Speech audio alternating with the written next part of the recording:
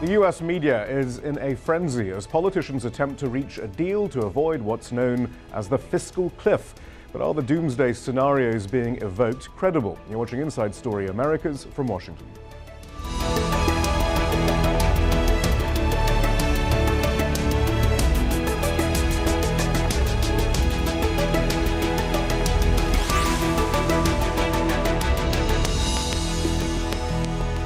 Hello, I'm Shihab Ratansi. As Congress returned to work on Monday following the Thanksgiving break, attention focused on efforts to reach a deal to prevent the country falling off a so-called fiscal cliff. Washington consensus says a failure to reach a deal over automatic year-end spending cuts and tax break expirations will be disastrous for an already fragile U.S. economy.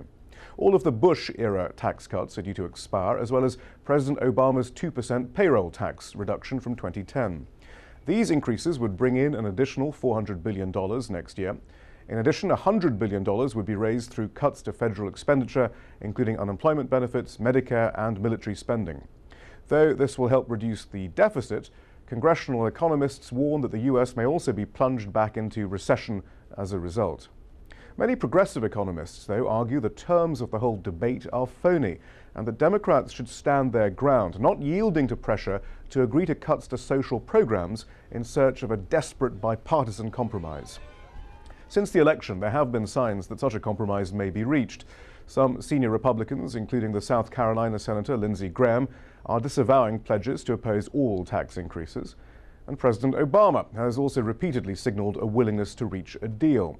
The question is, how far will he go? We face a very clear deadline that requires us to make some big decisions on jobs, taxes, and deficits by the end of the year.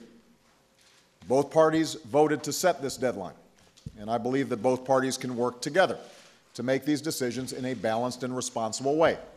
Yesterday, I had a chance to meet with labor and civic leaders for their input. Today, I'm meeting with CEOs of some of America's largest companies. And I'll meet with leaders of both parties of Congress before the week is out, because there's only one way to solve these challenges, and that is to do it together. As I've said before, I'm open to compromise and I'm open to new ideas.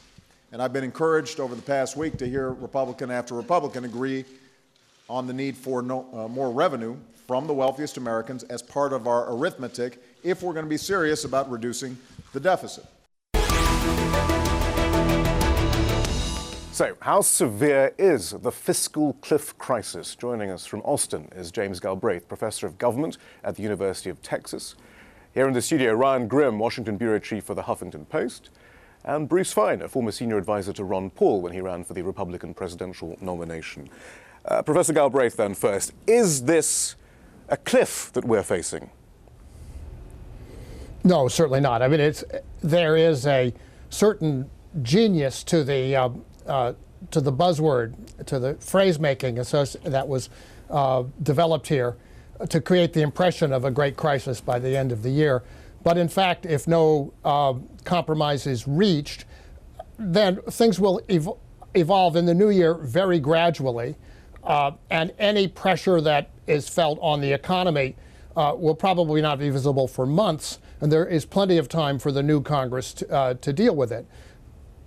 Well, let's go into a few more details then about the quote fiscal cliff. It was a term coined by the Federal Reserve Chairman Ben Bernanke, in fact. The term refers to a series of tax rises and spending cuts that will go into effect if Congress doesn't act. A major component of the so-called cliff is the expiration of the Bush-era tax reductions on December 31st, expiring at the same time then that 2% cut in payroll taxes pushed through in 2010. Also, the sequester is looming, $65 billion in automatic cuts to be implemented across most federal programs starting on January the 1st. It was mandated by a budget deal in August of 2011, which ended the congressional standoff over the nation's debt limit. Well, Professor Galbraith, why doesn't any of that worry you, though? Well, let's take up, first of all, the payroll tax holiday, which was set to expire. Nobody expected that to be extended. Withholding tax rates will eventually be altered once the Bush tax cuts expire, but that isn't going to affect anybody's spending habits in January or February in any serious way. The sequester on the military side is in the face of a defense budget which is going to be declining anyway. There's no particular reason to believe that any significant cutbacks will happen in the short run in that area. And as for the rest of the federal budget, the Treasury has funds to get through to middle of February, start of March. Without major difficulties, that spending can be governed in any event by a continuing resolution. So all of these problems are either very minor in the short run to begin with or easily manageable. There is just no reason to believe that the 1st of January is a looming deadline by which a decision has to be made in this Congress. And considering that this Congress is one of the worst in modern history, and that the one coming in will be significantly better in important respects, then there are plenty of people who are, especially in the Senate, who are basically taking the view that it will be better to deal with these issues in January than to deal with them in December. Ryan Grimm, what about the poorest there in society? Food stamps, unemployment, things like that. Might they not be cut though? Well, gradually over time, perhaps. But Jamie makes the great point that in January, February, March, you're not going to really see any immediate changes. And so this whole attempt to create a crisis is based on the idea that there will be some type of immediate crisis, and that's just simply not the case. Well, that's psychological, the psychological impact, and indeed, and Wall Street and the markets and so forth. Sure, what's interesting here is that this phraseology of the cliff really does expose kind of the fraudulent nature of the entire conversation, because Washington's establishment has been pushing for deficit reduction for 2 years, at least since the Tea Party took over. Now, all of a sudden, here we have a ton of deficit reduction happening over the course of the next year, and they say, well, no, this is a crisis. Well, wait a minute, I thought that the crisis was created by this. So it exposes kind of the incoherence of the deficit talk. But Jamie's right, and Democrats recognize that they can actually take this into January, and that'll be okay. And then they're in the catbird seat, because then the Bush tax cuts have expired, and all Democrats would have to do is pass tax cuts just for those making under $250,000, and it won't be considered a tax hike, at least as far as the Democrats are arguing. Well, what about that issue? I think, Bruce Wayne, you are a bit of a deficit hawk, I think. I mean, yeah. Doesn't this show the hollowness of much of the argument about the deficit? Underpinning this is the argument that deficit reduction is the U.S. economy's greatest priority. Now we have a marvelous opportunity then to reduce the deficit, and everyone's terrified of it because, frankly, it's not coherent. It doesn't help the economy to reduce the deficit in this manner. Well, we don't know whether that's true or not. I don't think we know that in Germany, where the deficit was cut, it's probably the strongest economy in all of Europe.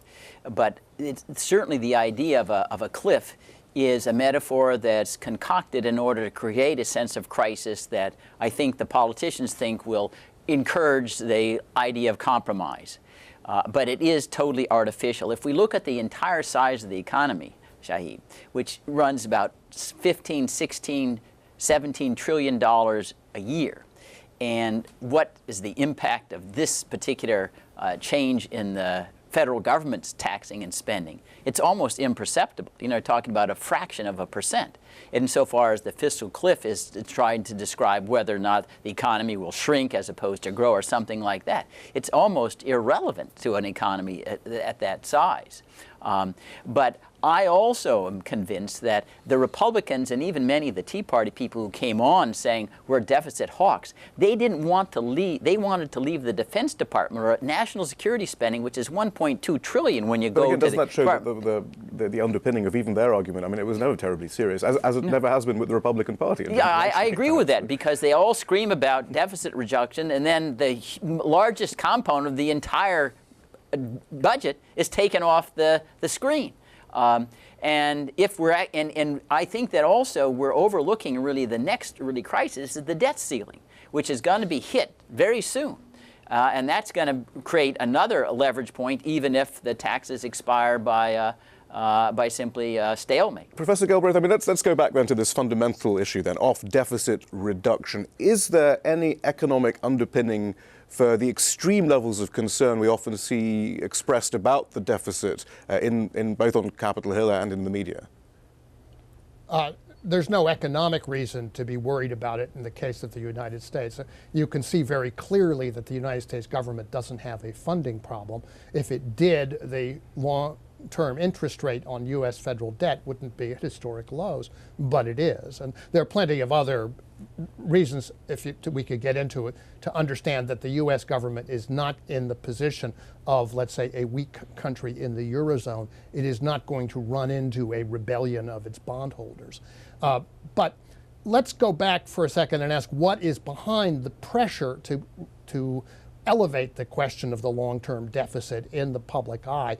The main objective here on the part of those who have taken up this issue is to make a case for long-term cuts in Social Security, Medicare, and Medicaid, in the core transfer programs and social insurance programs of the New Deal and Great Society. That is what those constituencies have been trying to do. Those are the programs they've been trying to curtail under one ruse or another for decades, and the deficit is just the latest in a series of arguments. The fiscal cliff was set up in such a way as to try and force a decision on these matters at the end of this Congress, between the election and the new year. A very interesting aspect of this was that a year or two ago, when when the bright idea of creating the fiscal cliff was offered as was put into effect basically as the way to resolve the debt ceiling crisis, the basic thinking was that in January of 2013 we would get a Republican Senate and a Republican president probably, and that under those conditions the Democrats presently in Congress would be in a kind of panic mode and anxious to make a deal to get the best, put the best face on matters and get the best, the smallest level of cuts that they could get the other side to agree to. But the world is entirely different now. The president was reelected and the Democrats strengthened their hand in the Senate. So the whole atmosphere of panic is very much, or pressure is very much on the other side. The party which controls one branch of the legislature and the White House basically has no institutional interest in being pressured too much by this fiscal cliff rhetoric. The president, yeah. But Ryan, very quickly, perhaps we can go through some of those things, because we do hear these often, this idea that Social Security, Medicaid and Medicare are in some sort of crisis.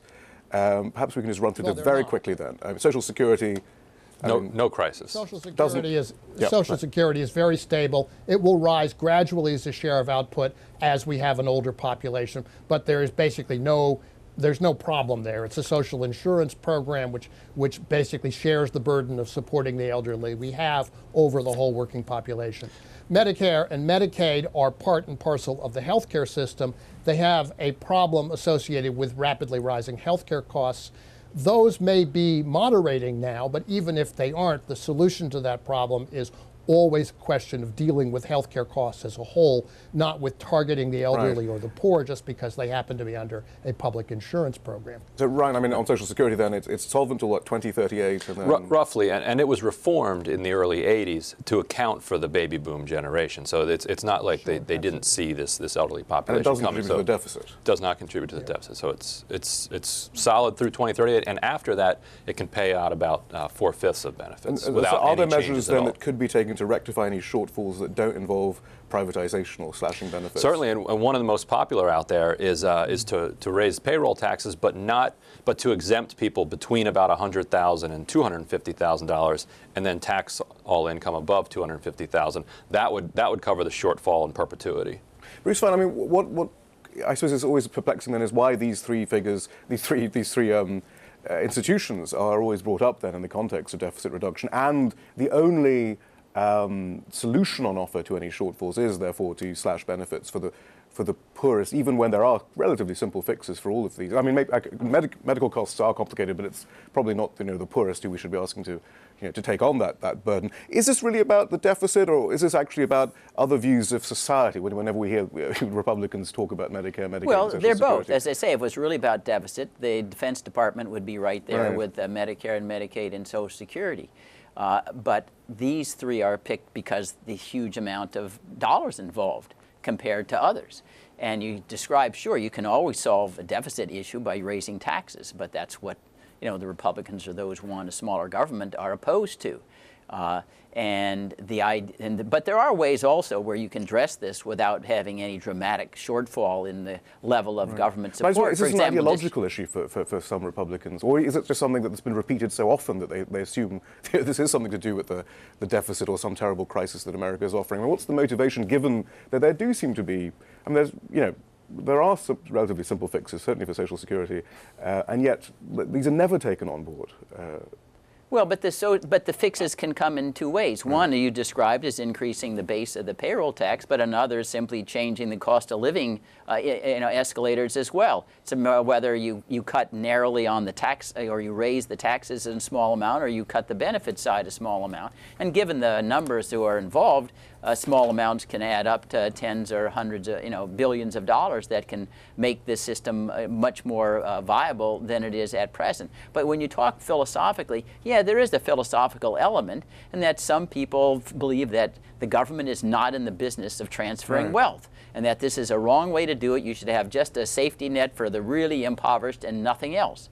Now, it doesn't get stated in exactly those stark terms, but that is in some sense driving this. And then again, there's also this issue of taxation. Professor Galbraith, go ahead, yes. I just think Bruce is exactly right. That is the position of people who are seeking to erode Social Security, Medicare, and Medicaid. Just a quick point on the solvency question. There is no necessary reason and no economic reason why any particular program of the government which pays out benefits needs to have a matching revenue stream. The Pentagon doesn't have one, for example. Medicare was never intended to be fully funded from the Medicare portion of the payroll tax. And if Social Security runs into a shortfall in the future, which it may or may not happen depending on what happens to the economy over the next several decades, the Congress can fill that gap in any number of ways. It can dedicate another revenue source. It can dedicate general revenues. It can do any number of things to assure that benefits are not radically curtailed. So those issues can be dealt with in due course. These are not questions which are fundamental to the. I suppose we're trying to understand whether the sort of issues we hear being discussed then are being discussed in a framework of of economics, frankly, or whether they're purely being discussed within an ideological framework, and taxation then comes in. And we had this report. Well, I think Bruce put his fingers on. Yeah. Bruce put his finger on it exactly. You do have a part of the political spectrum that says this should not be a public function. It is very widely accepted that it is a public function. It's been a public function since the 1930s, and in the case of healthcare, since the 1960s. And it's a public function which is carried out very efficiently. Administrative costs are very low. The salaries of those who run the program are civil service salaries. Private insurance companies don't like this. They are a tremendous competitive threat. Yeah. An example to the private insurance sector, which does not have the same level of, let's say, austerity in its internal operations. Right. Well, let's move on to taxation then. In September, we had the non-partisan Congressional Research Service releasing a report examining tax rates and economic growth in the U.S. since 1945, and it found that lowering the top tax rates had little or no association with additional investment or economic growth. Republicans were outraged that the findings ran counter to the underpinnings of their economic argument and philosophy. And the CRS was pressured into withdrawing the report, which is unprecedented. The findings, nonetheless, did survive and were widely circulated. The report pointed out that in the 1950s, the top marginal tax rate was above 90%, and the real gross domestic product growth rate averaged 4.2%. By 2012, the top marginal tax rate had dropped to 35%, and the average GDP growth rate had dropped to 1.7%. The report said lower tax rates for the highest earners only serve to concentrate wealth in their hands. Real income for the average American has increased by 116% since 1945, but for the top 0.1%, real income has increased by 395%, and for the top 0.01%, real income has increased 692% over the same time period. Bruce, fine. So now, I mean, this is the other plank of this, is the role of tax revenue and whether it will inhibit economic growth. We have, I mean, frankly, this isn't terribly surprising, is it, to find out, though, that the top tax rates don't have a huge impact on economic growth, or is it? I don't think it's a huge result. I think that tax rates are just one of numerous components that go into investment decisions. Right. But on the other hand, if you say even with much higher tax rates on the very, very wealthy, it still doesn't solve the deficit problem. Right. And yet this is a sticking point. I mean, again, I'm trying to figure out, whether Republicans, when they have these sticking points, again, are they thinking? What are they thinking exactly when confronted with the economic evidence that basically what they're arguing is sort of nonsense, to be honest? Well, it may be economic nonsense. It's not political nonsense in their sense. I mean, the idea is, hey, in this country, you get to keep what you earn, and a lot of the donors may, especially in the Citizens United era, make huge independent expenditures on their behalf. We had Sheldon Adelson, who was putting in tens of millions of dollars, single-handedly into the campaign. The figure of Grover Norquist comes into this. We've interviewed several times, who made Republicans sign a pledge not to increase taxes. Now, how did he become so powerful exactly? How did he get such a hold over the Republican Party, do you think, Bruce? Well, I mean, he came out of the Reagan administration, and I think he was able, through organization, in fact, my offices are in his building, to create a political coalition, a consensus that this was a way in which you could brand the Republican Party and attract the majority of the voters. And he's been able to exercise discipline on that score. Is that discipline holding, though? We're hearing, though, that's a key plank, then, in whether a compromise is... Well, there's no doubt that there have been some breakaways. I mean, I think you showed Lindsey Graham, John McCain. There have been a handful who said, well, it's more important that I exercise independent judgment now than what I signed 20 years ago. But the test will really come in this the lame duck period, and when the Defense Department has got to get on the table here, because my view has always been, if these politicians have to be choosing between Boeing's contracts in their district and raising taxes, they're going to raise taxes. Well, that's the point, Ryan Grimm. Politically, where do things stand? I mean, President Obama and Democrats would appear to have the upper hand, but is that how you see it then? I do see it that way. They hold the cards, partly because surveys have shown that the public will blame Republicans if things go sour because no deal is reached, or if there's just some perception that things are going sour because no deal is reached. Republicans have successfully gotten themselves the obstructionist label over the last couple of years, but then policy-wise, they also have the upper hand. But has President Obama, is he going to keep on using their framework for discussing the budget? Right. So there's two ways you can answer this question. I mean, he has lost the frame immediately because we're talking about the deficit period. But once we're talking within that frame, then he has the upper hand because the taxes will automatically go up January 1st, and then it's up to Congress to move them down selectively. And I think, Professor Galbraith, that's why some are very worried that President Obama hasn't taken this opportunity then to reframe the discussion, but he's remaining within the framework of bipartisan compromise with people who, for whatever reason, decide that taxation is wrong and the social safety net is wrong, and that's quite concerning to some. Well, it's an interesting question as to where the White House and where President Obama actually are on this question. You heard them, we all heard them at the start of the program, and the president committed himself very strongly to a framework that he accepted a year ago in a very different political environment. Does he really want that framework to work out and for there to be the best bargain or a bargain that could be made in this Congress? It's very unclear, and I don't think we're going to get clarity on that point because that would require the president to contradict himself, and he doesn't want to do that. The optimist in me says that we're watching a great American art form, which is the bad faith display of good faith. A situation in which people are pretending to be operating in good faith when, in the interest of the country, they should be operating in bad faith.